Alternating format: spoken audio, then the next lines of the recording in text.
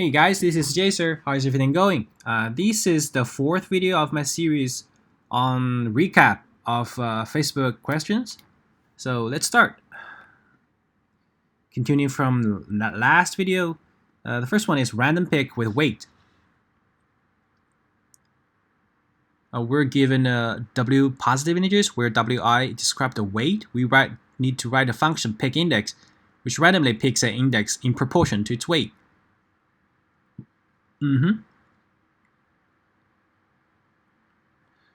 So, well,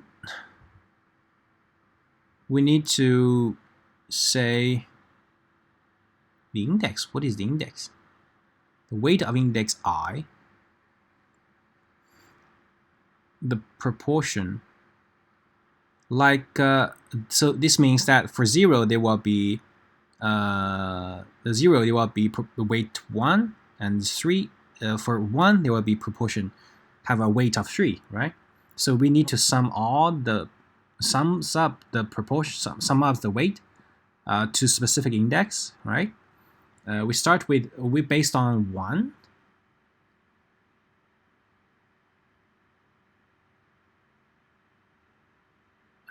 Pick index.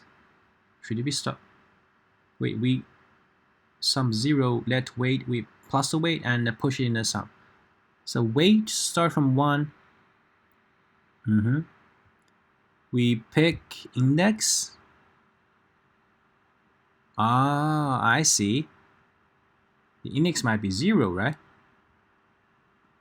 Okay. So I see. So we pick. Actually, we need to sum all the weights and use a math random to get the floor, which is the real weighted index. And because we're using floor, actually the zero must be the first one.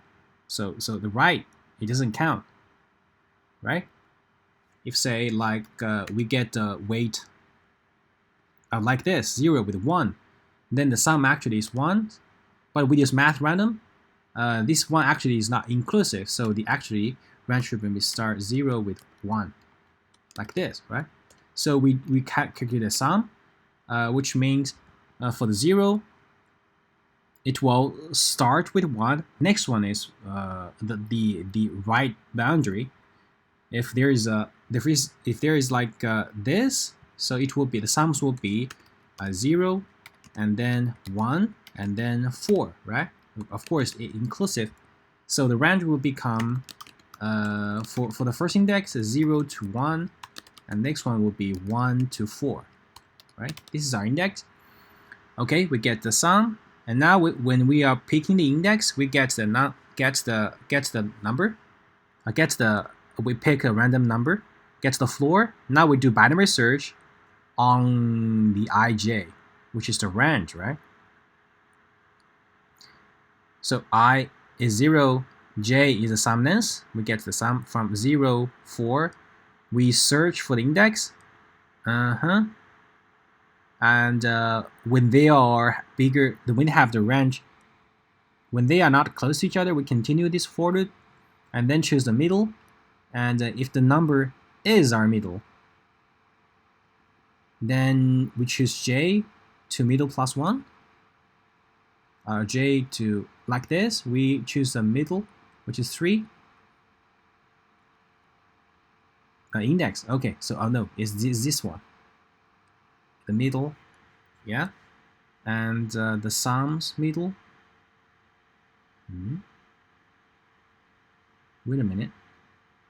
J, the sums. Okay, so 0, 1, 4, and then we choose from 0, 4, and the middle. No. We are going to search for. I'm a little confused here. I and j is the sums. Okay, so we choose this is the index of the boundary, not the intervals. So we choose the middle one, and for here, the middle one is 0, 0, 1, so it's 0, right? So there's 0, it got 0 again. So if we found that 0, we set j to middle plus 1 and I to middle, which means we got this range, right? Yeah. Inclusive, because it's left inclusive, so we break, and finally we return j minus 1, which is I actually. And if it is not equal to it, and if number is smaller than this sum, which means if we go is smaller than this one,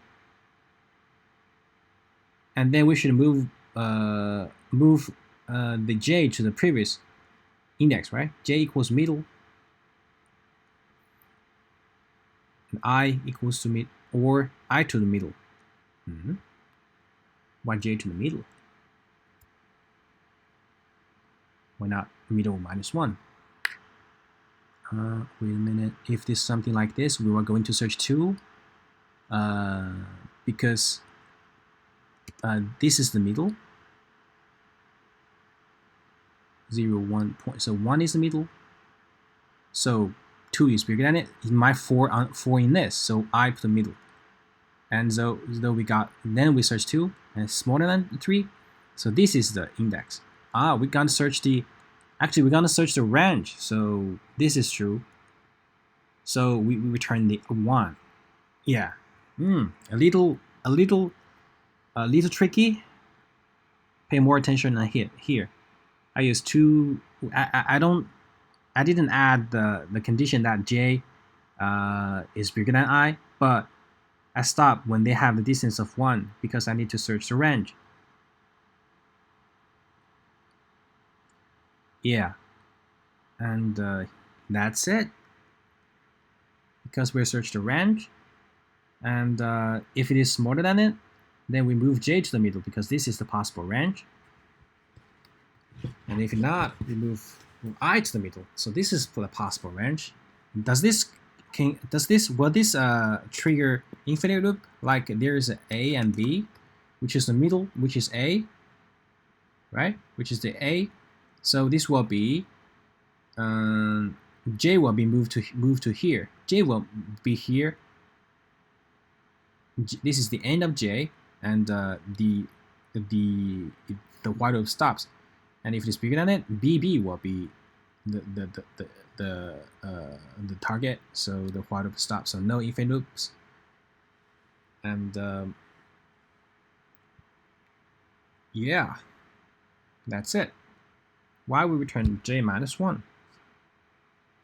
Well, it means for the case here, like if we're going to search, like for case like 1 and 3 is already there. So yeah, if only something like this, we can return. It must be in this range.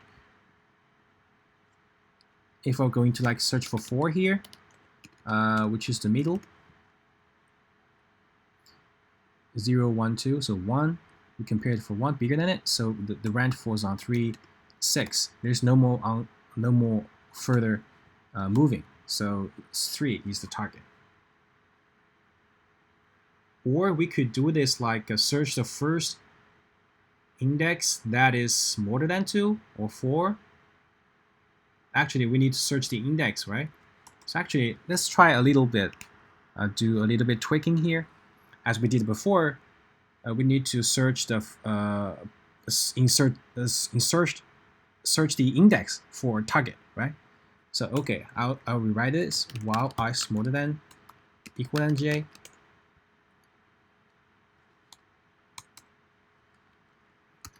Constant middle equals math for I plus j divided by 2. If no, this sums middle equal to none, then we found it. But it's inclusive, right? This is the index middle, so it must be like okay. If it's this target, then it must fall on the next one, right? This is the index 0. Okay, if it is 1. it must fall on the 1. Yeah, so I think we could return the middle, right? If you search 1, it must be fall on the next item. Okay, so if this middle, if num is smaller than middle, if num is smaller than it, it must be falling on the left part, right? So we will j was set it to, we search the index considering these are arrays, the number arrays. Okay, the j must be here. J must be middle minus 1. For the other case, it's bigger. I equals middle plus 1. Right? So that in that we have the actually the index. The index must be what? The index must be actually a j, right? Suppose there's last number 3. If it is smaller, j will move here, and if it's bigger, I will move here.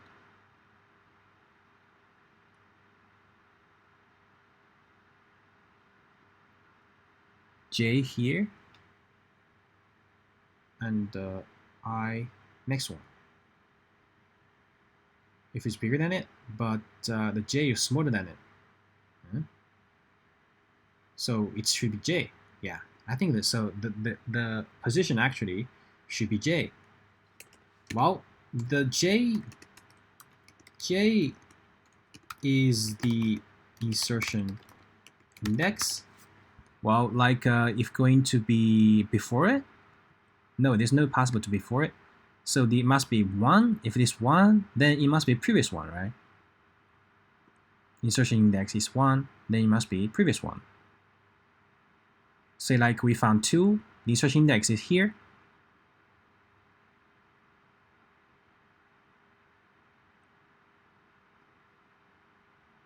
Oh, wait a minute. Wait a minute. If like we're going to search 1, 3 for 2, the middle is 1, so we move I to 3. So we got 3, and then 2 is smaller than it, so j will become here. Oh, so actually j is the index, but after, right? So we need to return I. I is the target. Because j will be here, I will be here. So I, yeah, so I minus 1. Oh my god. So I is the insertion index, where it should be.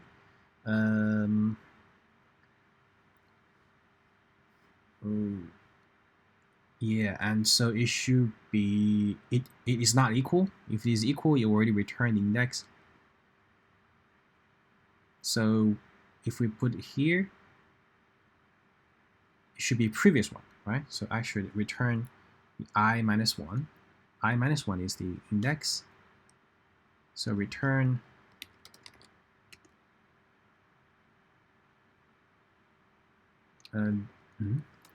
I minus 1.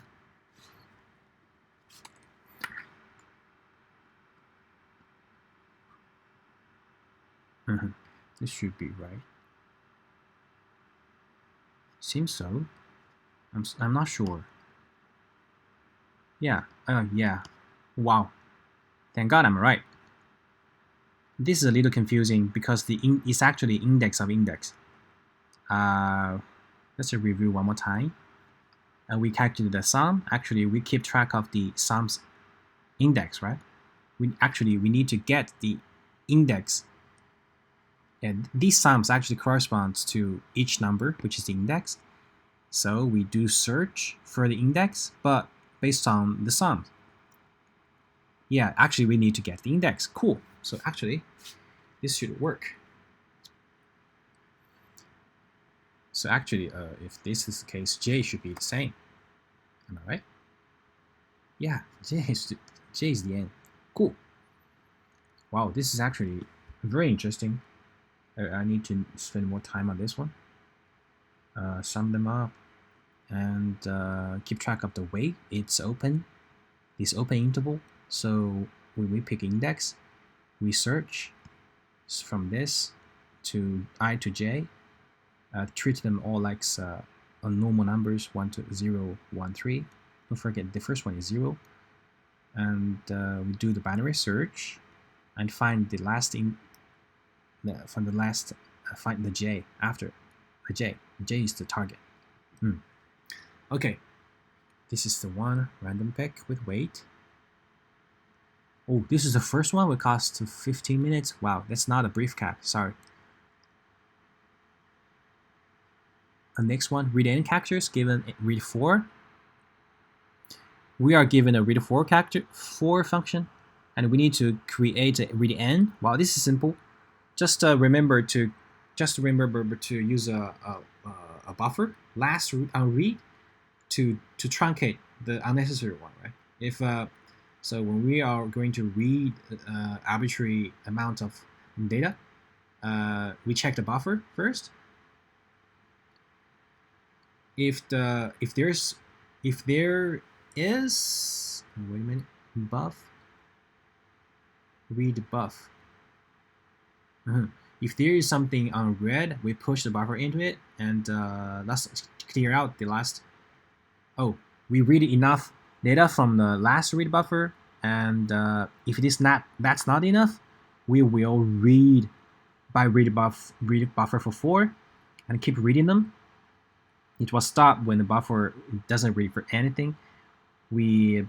Buff will push the buffer for 4. We will put it in the buff, but we'll truncate it back to enough length and put the truncated one to the buffer. Wow, just something like caching. Cool. Longest substring with at most k distinct characters. Given a string, find the length of longest substring that contains at most k distinct characters. Well, this is a sliding window, right? Yeah, sliding window. We keep track of the occurrence of each character. The count. We move like z. When j, we move through the string. If the count already has it, we update the account. We update the count. If not, we will check if it's already k distinct characters, right? We need to remove the characters from left. So while it is still a cadence characters, we will get the character I from si, which is the previous one, right? This I start from 0. Get the I and get the count of I. If it is 1, we delete the character. If not, we remove it. So this will remove a string to keep it k-1 distinct characters. So for that we are going to get the longest substring, right? So then we move I to the next one, and then we add the character j to the hash map.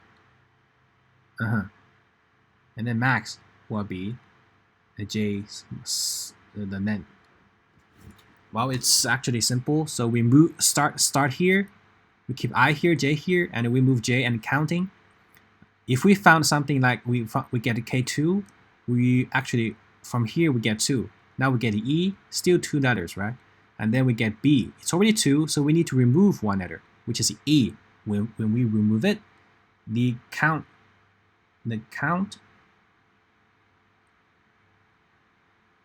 size.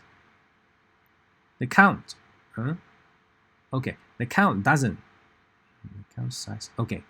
So the count doesn't change. It still has 2 letters, which is CE. So we need to still remove a C and get the EB, right?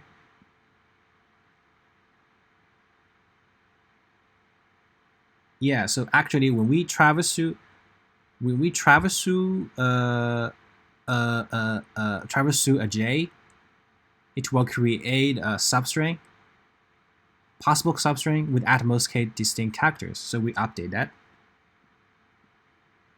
update, and the j will and move j forward, and this will be doing. So the first one actually will be j, ij at the same letters. Of course, it's much smaller than k distinct letters. So this one, yeah, this should be done. This siding window, valid number.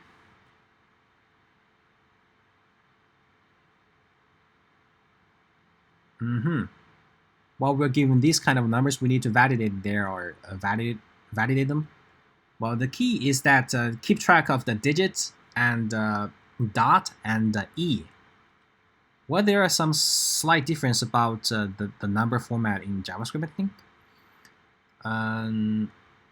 We loop through the string and using these flags, 4 flags, which is, does it have digits? And is digit missing after e?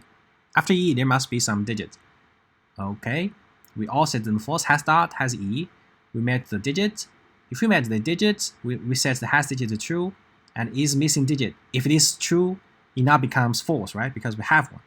So if it's not, of course, it must be false. We expect it to be false. So now we get minus, it must be sign. So if it is not 0 or the previous one is not e, return false. For the other one, is okay. And then we made dot. There mustn't be 2 dots, and there must be not dot after e. Okay, so return false and has dot. And for e, there's only at most 1 e. And if there is no digit before e, false, right? So has e. And if e, we're expecting digits after that. So set this to true, and else return false. So pretty straightforward. Exclusive time of functions. Well, we need to calculate, this is a typical stack. So what do? We create a call stack, and the call stack and update the array there, 0. We keep track of the previous timestamp, and for each log, we get the function ID like this, and the flag, which is start or end. And there's a timestamp, right?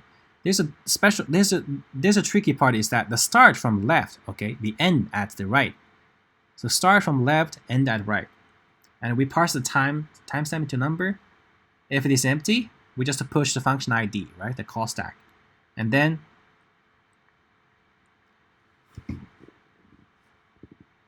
we match the end.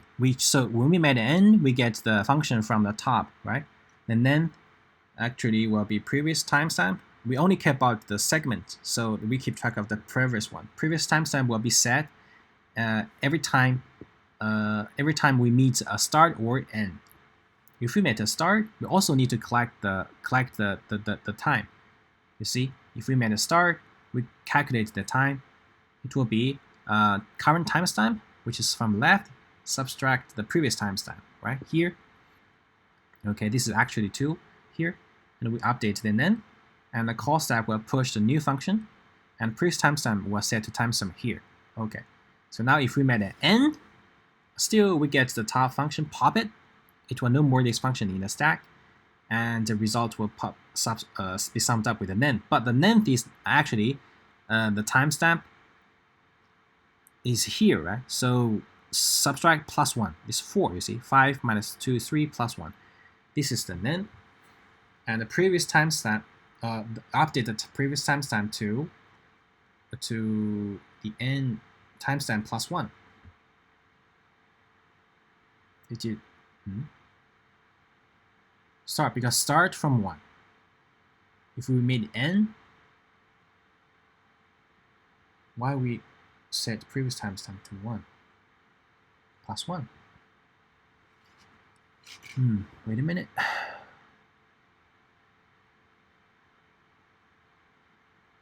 Okay, let's just review our graph one more time. We set previous time to 0. We get another timestamp. If you start here, we calculate the length, which is 2. We update the 0 to 2 and push the function in. And the previous timestamp is here to start. Now we met n. And then end, we need to pop it. So we calculate the length and update the length, the previous timestamp. There might be a start, there might be an end, but all, okay, they end at 5 here. So actually, we need to set to, okay, because you see, if the next one is start, it will be calculated. The start actually is just calculated as from the from to the left, right? So if you end here, next one start is 6. This is for the start. If it is end, it's still 6.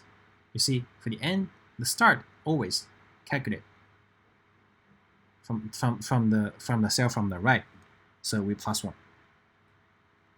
Yeah, right? Is that clear? So next calculation will be if they end here, the next one will start from this cell. Well, obviously, if it is start, the next one should start from here. Okay, this is too obvious. I'll stop. Exclusive time. Oh, this is the 5th problem. Wow, I take a little longer than I thought. Sorry. Intersection of two arrays. This computer intersection for we could sort first, and then we get check the head. If it is, we push them, shift to shift, and return the result too. Or we can transform it into set, and then check each number of set. If he has it, we get the result. Just before we write the function, we examine the brute force, and we can sort it first. And then finally, we could use hash map, which is set. Cool. Sparse matrix multiplication. Working in a sparse array. Well, because it's sparse, there's no need to calculate each cell, each coordinate, right? So we can actually, if we take a row as example, for this kind of row, we could crush this like a 0, 1, 2, mark as start index, right?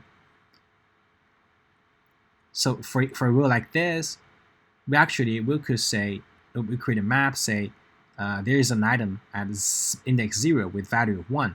This would be 0 with 7 at the index of 0. So okay, we create the result. It should be like this. Oh, I forgot about. Oh, okay, this one there, this one here, this one here. Okay, this is the matrix, and then we crushed A and crushed B. We crush the A. We will set them to, if this is not 0, we set it. So the array now becomes a map with the element, real elements, not 0. We crush them, and we have 2 maps, right? So the index of number. So we create a function called map multiply. So what we do, if they are empty, we return 0. If they sum, they're first, they're second. We choose the smaller one. We choose the smaller one, and for each index, like for this first one, if there is no such element, it must be 0. If it has it, we must sum them up, right? Get this product, sum them up. So actually, now we could say which ij this is a crushed. What is crushed? Crushed A. Okay. Crushed A is a map of rows. Crushed B is a map of columns, right? So we each multiply them and get the result. So this is the result. Result must be filled with 0 first. Wow. Remember, crush the unnecessary data. Accounts merge. 1, 2, 3, 4, 6, 7, 8. Okay, there's 2 or 3 more left. Account merges. We need to, okay. For John, there are multiple emails. There will be another John or a different name. They said it must be the same name. Okay, with another email and another email, so we need to collect them out. Well, this is a map actually. Okay, so we created the users and the user email map. Okay, and now we create a function called use merge, user from, and a user to. What is user from, user to?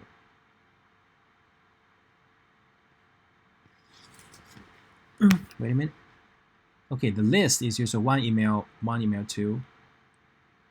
Okay, for two, it is two, is user two email three. Okay. So for each list, we check if email is used or not. If so, merge the user. To merge, update the emails user, update map email user. Okay. So we create a map called from email to user, right? And for each account, this is the list. We get name and emails. We create a user with name as first, and next one is their emails. We add this user, and for each email of this, for each email of its emails, if the email user map has another user, right? If it has another user, we will merge the user and this user, right? We will merge the oldest user to this user. And then if not, we will set up the email to user and sets the email mapping to the user and add the email to the user. Because the map is actually empty because of creating this user, right? If there is no email, yeah. Okay, we create a new user with no emails. We check each email. If this email has a user, we merge them. If not, we add this user to this email. And then how can we merge them? Well,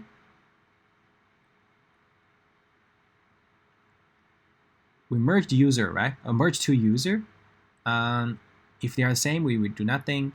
We merge to, so we delete the from. And for each email in the from user, we will email update the email. Now email pointing to a new user, and user will add that email. So yeah, this is the merge process. And for the initialization, because like for this list, there will be no previous user, so they will just be set up with the map from email to user. So suppose that is a graph. There's not arrows from email to user, right? Now next time when we made a user, made an account, we create a user and find the email. If there is some emails pointing to some user, we update the arrows to the new user, right? So for this, we could just say we successfully merge a user. And if not, it means there's a new user. We just put it in the map. And finally, all the emails should be pointed to a same one email must be pointed to the one user. So now we get all the users. What is users? The users is the set, and we get the users. And also we need to keep for users. There's also a reference to the emails. Okay, so we get the user one, which is the emails. We sort them, and then this is the name. Okay, we push the list. Okay, return the result. We put the name in, and yeah, user map. Remember, map email to user, and if we found the email is already set to some user, merge that user, and keep track of the user to emails by a set. Cool. That's it. And accounts merge. 1, 2, 3, 4, 5, 6, 7, 8, 9, 10. Divide to integer and range some BSD. Divide two integers. This naive solution was just to keep do the subtraction. Well, don't forget about the the sign, there might be -1. So we normalize it into if sign is -1 and do it, and we just keep divide it and get the result. And finally, we need to multiply it with the sign, and of course with the maximum and the minimum. So this is n divided by m. So we actually there will be improvement. Wow, this improvement is very difficult. I think I cannot explain this in a real interview. Suppose we have 22 divided by 3. Actually, it will be suppose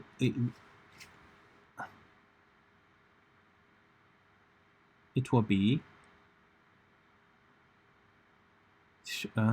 1, 2, 3. What is this? 1, 2, 3. Ah, so how many, like to the power of n? If 3, the base will be 3 or 6 or 12 or 24. So it's actually 3, by adding up this one, right? Okay. If we got 8, it will be 24. It overflows. So 22 subtract 12 equals 10. What actually, what the fuck is this? I don't think I can handle this. At first we normalized and get the dividend, get divisor, and based on 2, based on divisor. So we push all 3, 6, 12, 24 in, like into the base. Now we get the largest one, which is 12 here. If dividend is bigger than it, if smaller than it, result is plus like 4. Dividend, subtract. What does it mean? Okay, so I see. So yeah. So the base is 1 to 4, but if because we divide by 3, the base would be 3, 6, 12, 24. 24 is bigger than it, we ignore it. So now we choose the biggest one, which is 12. Here we just do it one by one, right? But now we can do it like better. It's 12 based on the power of 2. So this is 10, and because this is used, it could be used. So it's 3 times 4, right? So 4, and now it's times 2, we got 2, and now it gets to 1. We just plus 3 is used, we plus 1. So we divide and will be subtract with the base on divisor, subtract it, and until okay, if it is bigger than it, we collect, and k will be bigger than 0. Dividend bigger than or equal to divisor k. Based on divisor k.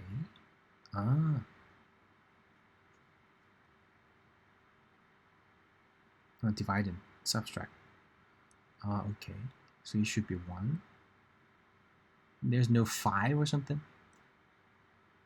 No.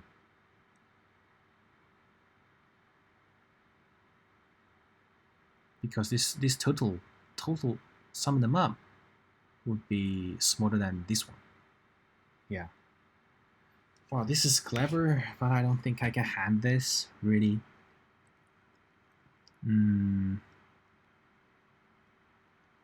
Yeah, the idea is simple. The idea is not simple. This one is simple, but this one is not.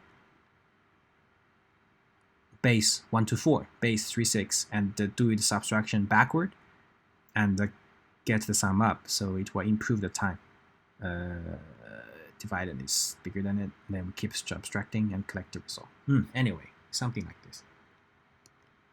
Rand sum of BST. Give the root sum of all values between L and R. Binary search tree,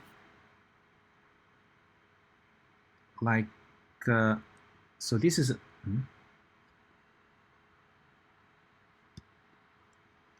this is the default result, man.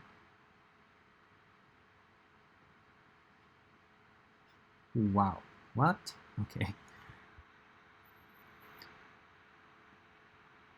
Okay, the thing is, we could just range from node between L and R, between value between them. So we could traverse through them and check, right?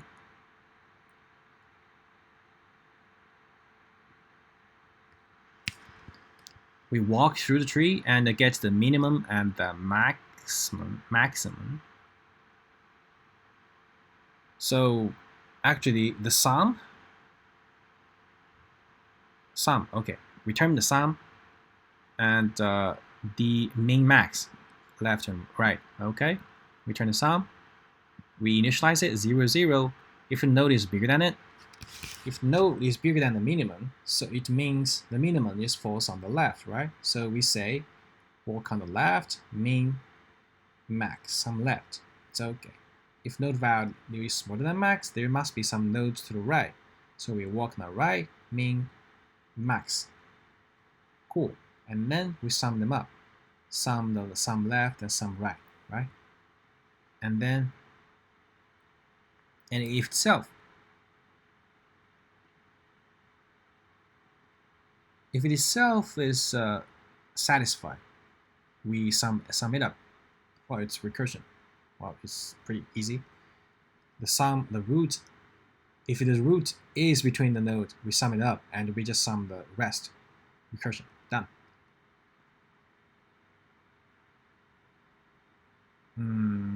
Okay, so this is 1, 2, 3, 4, 5, 6, 7, 8, 9, 10.